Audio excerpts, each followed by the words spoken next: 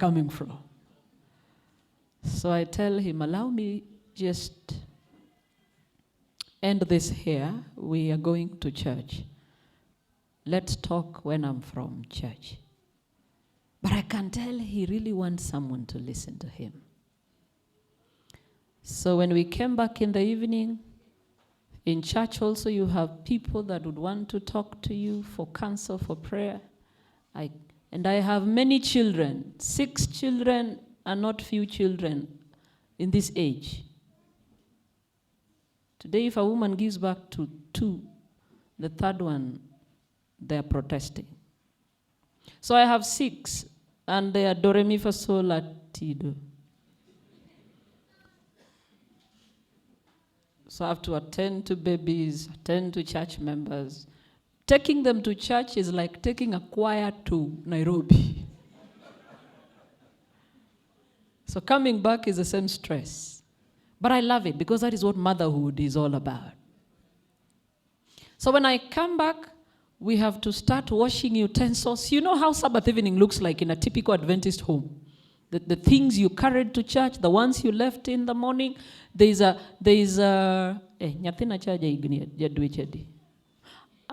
in Kakamega, I'm sorry.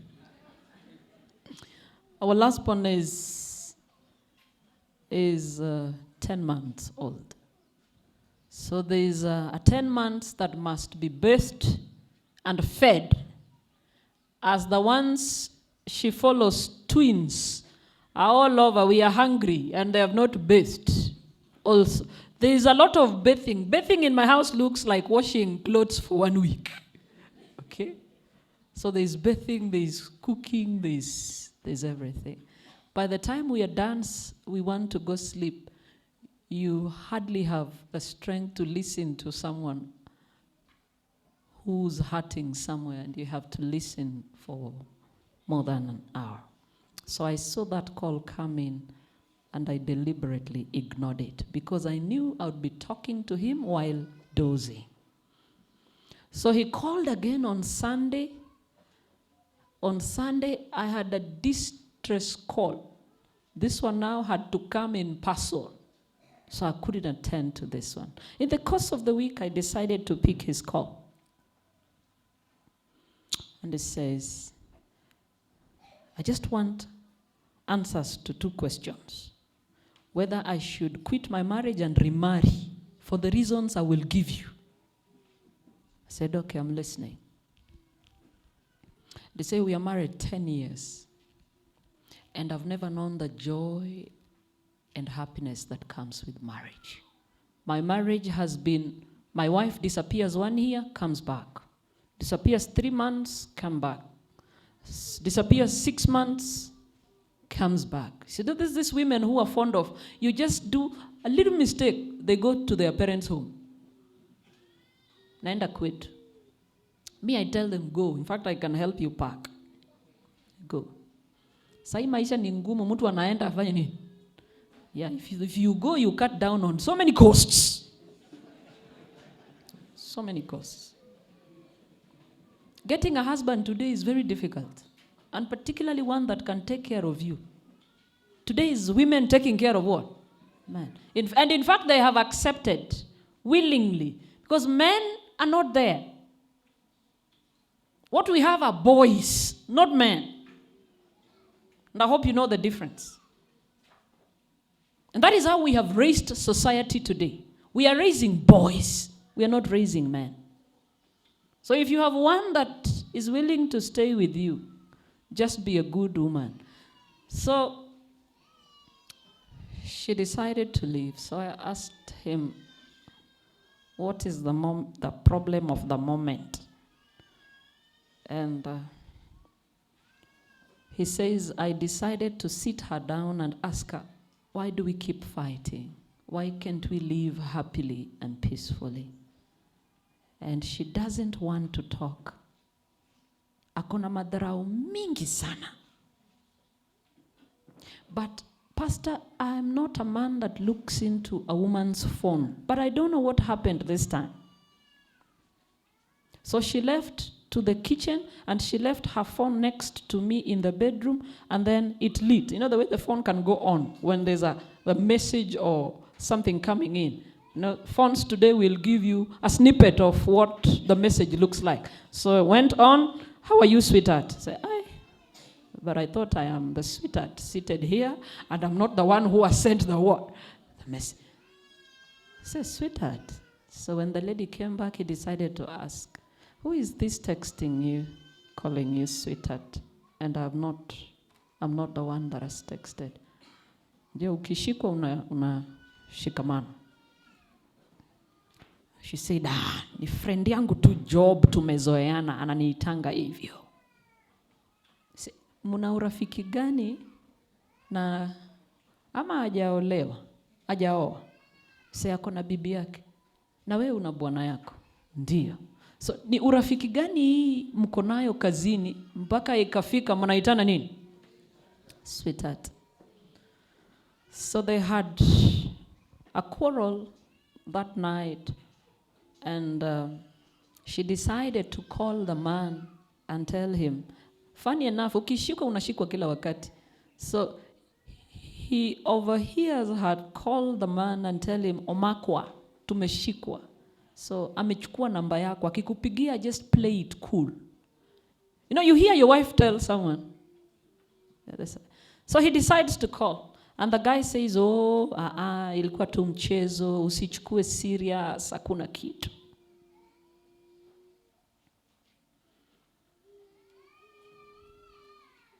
So he says this bothered him. And one day when he went to work, he couldn't work. It bothered him. He didn't eat the whole day. And he said when he was coming home, it started to rain. He decided to stand in the rain. Ushakuwa na shida mpaka usikii jua, usikii baridi. Ujui kama ni usiku, ujui kama ni nini, ni mchana. When he got home, he told his wife, "I've not eaten the whole day and I've been rained on. But I also don't feel like eating. I just want us to talk about that issue so that we see whether we want to stay together or we call it quits."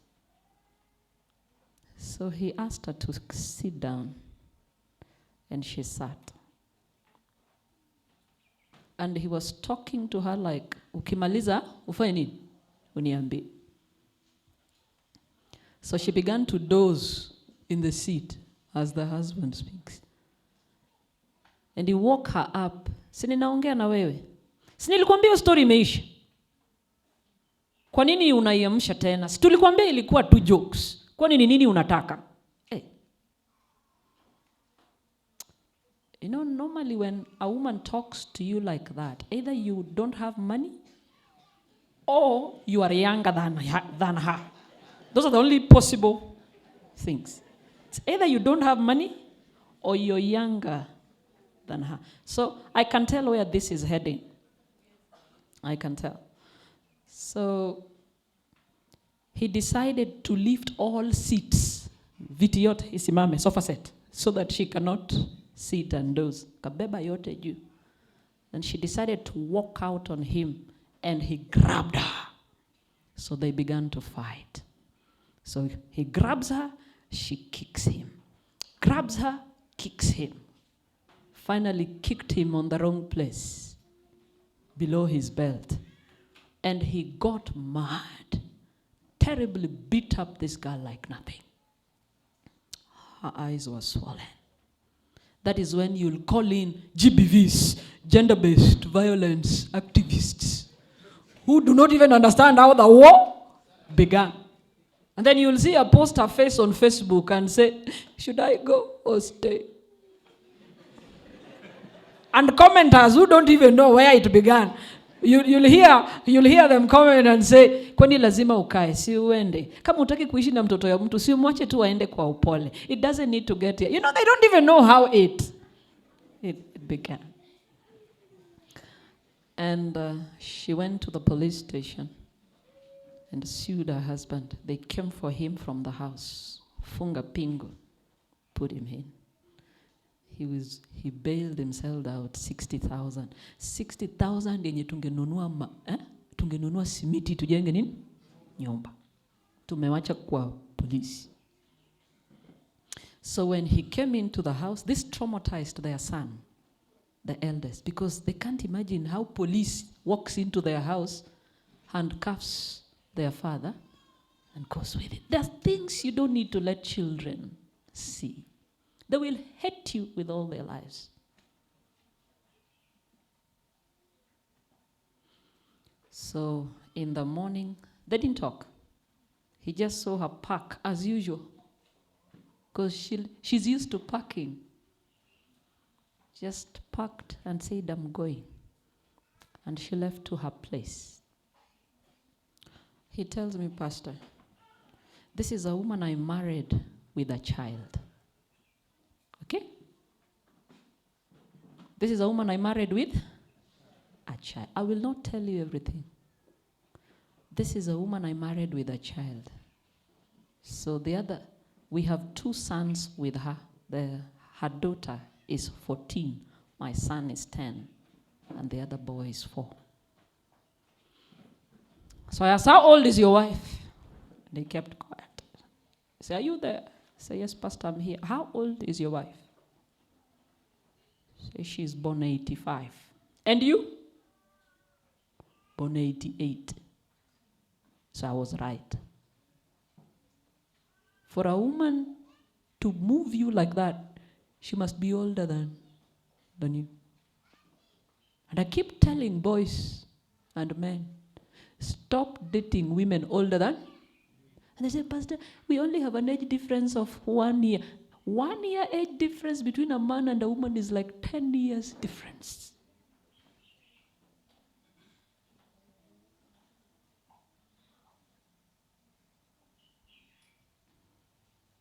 At me, I didn't know. There are a lot of things she hid from me. By the time she was getting pregnant with our son is when I knew she had a daughter. Is when I knew her age. How do you date people even without knowing their age? How? I thought you start dating after you've known this little background check. You might not know their home, but at least you need to know how old they are. You don't just fall in love. And I've always said there's nothing like falling in love. There's nothing like love is blind. No. If you begin to notice your love is becoming blind, I tell you, you're either being obsessed or infatuated.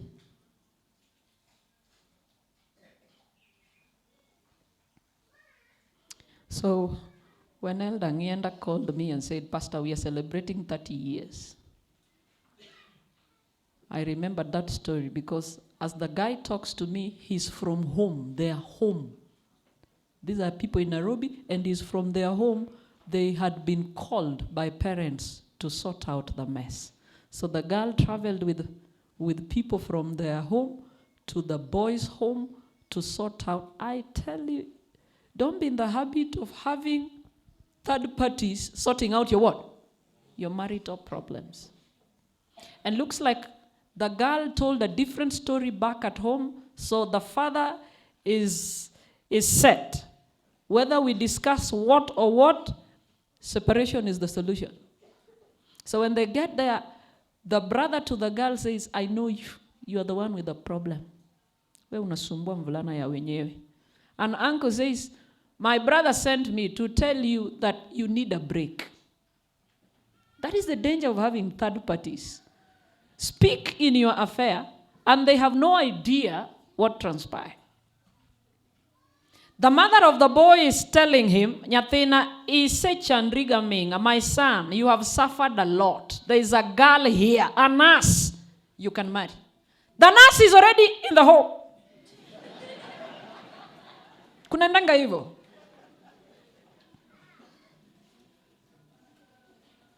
So I asked him, what did you decide? Semi hata huyo nurse nilimwangalia tu hapo.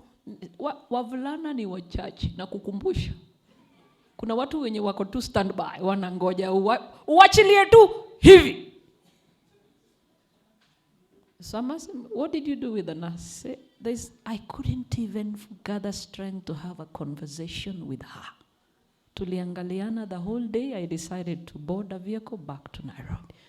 So you didn't even commit anything. I said, not yet, I'm still thinking. It's you, I want you to give me advice. You see how difficult situations we meet and we have to give advice. So when my elder Ngenda said, 30 years anniversary, that is beyond a silver jubilee, almost headed to a golden jubilee. But there's something here, they say, poko yala e kanisa, poko yala korge nyako. That means, sijawekwa kwa kikao kanisani, na sijawekwa kwa kikao kwa kina nani? Msichana. It is not an easy road, I can tell you. To do 30 years, no one has poked their nose into your affairs. It's not easy.